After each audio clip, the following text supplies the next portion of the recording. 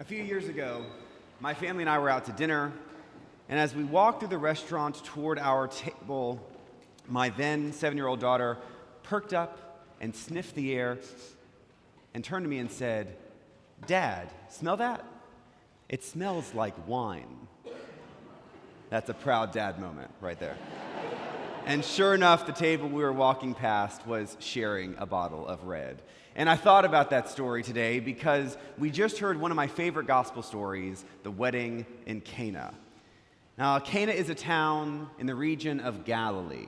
And Jesus, presumably, we believe, grew up in Nazareth. And so Galilee is not that far away. It would sort of be like going from here to a wedding in Denton or McKinney, of course, on foot. So not that far, but far enough away. But you would probably know a few people. And so Jesus and his family were likely connected to this family getting married in a pretty significant way. Now, this story of the wedding at Cana in Galilee only appears in the Gospel of John. This is the way John chooses to write how Jesus begins his public ministry. Not a sermon like Luke or Matthew, not an exorcism like Mark, but a miraculous transformation of water into wine. Now, as we consider this story, we might be tempted to kind of toss this off as a really great party trick. Or perhaps as Episcopalians, we think that it's gratifying that Jesus would have launched his ministry in the only sensible way, with some fine wine. But let's connect what's going on here in this story a little deeper. Jesus takes something that is plain and makes it something special. Jesus takes something that is ordinary and makes it very fine as an example of what God can do in the world. This story goes well beyond the technical components. It's not about wine. This story is about grace upon grace upon grace, the extreme extravagance of God's grace. And it's not just about water to wine. If you will indulge me with a little math, let's take a look at what this story is actually saying happens. In this story, there are 6 stone jars of water. We know that they each hold between 20 and 30 gallons of water. So, because God is generous, let's say they all held 30 gallons of water.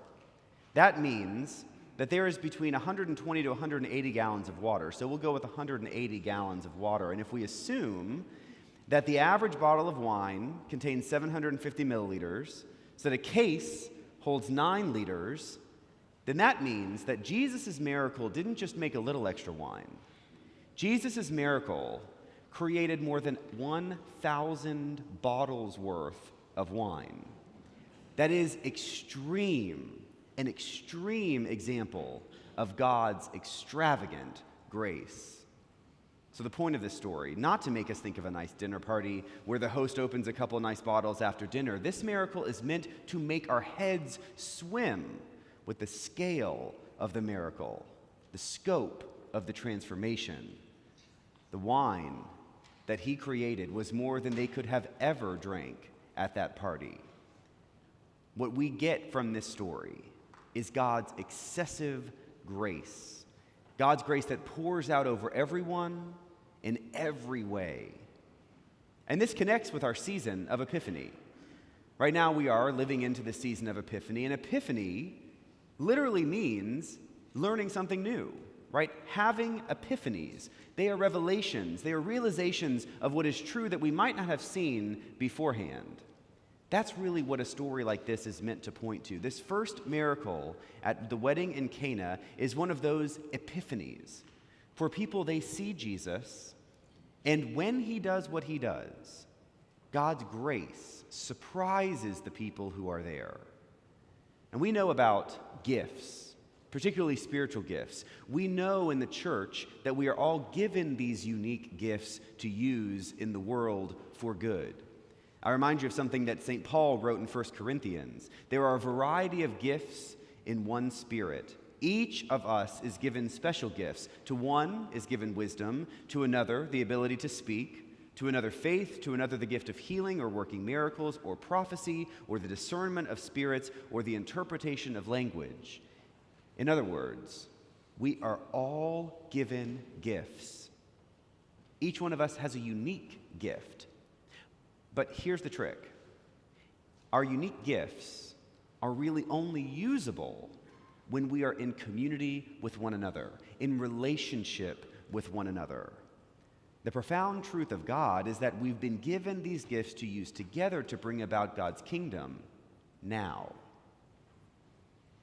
Now, Jesus has these gifts, and we see that perhaps just like us, Jesus was a little reluctant to use the gifts that he had. If we think back to the story of the wedding in Cana, Jesus and Mary are sitting there at the wedding, and they learn that they've run out of wine. And the scene is a great one, because Jesus, knowing he can do something, has yet to act. And Mary is sitting next to Jesus, and she leans over and she says, "Hey, they need some wine." And Jesus says, "What is that? It's not my problem that they ran out of wine." And can you imagine the look Mary gave him?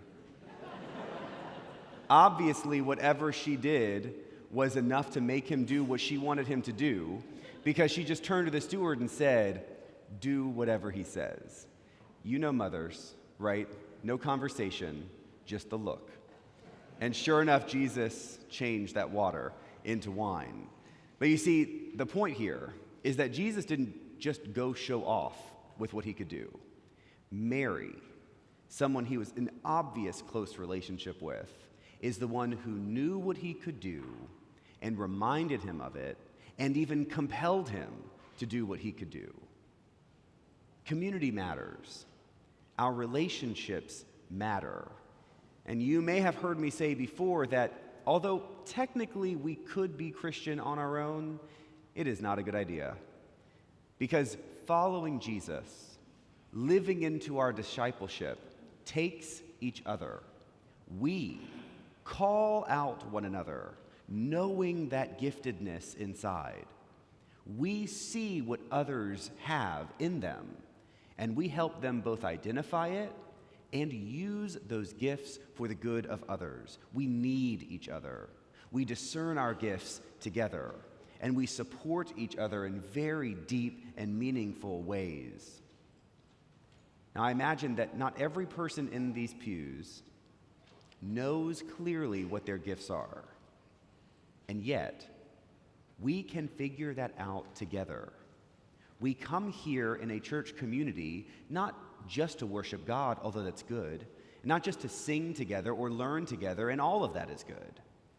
But we come together in a church community so we can figure out what God is doing inside each of us, and then have the confidence and courage, even if it comes from someone else, to use those gifts to the glory of God's kingdom on earth now. You see, as we continue this new year, I invite you to open yourself up to one another, to be vulnerable to one another, to be strong enough to show each other, especially those you are already close with, the giftedness you have inside, so that through your brothers and sisters here at St. Michael, you can begin to use those gifts in ways that meet the needs of God's people all around you. And who knows? You might find yourself in the right place at the right time to remind someone else of God's truly extravagant grace. Amen.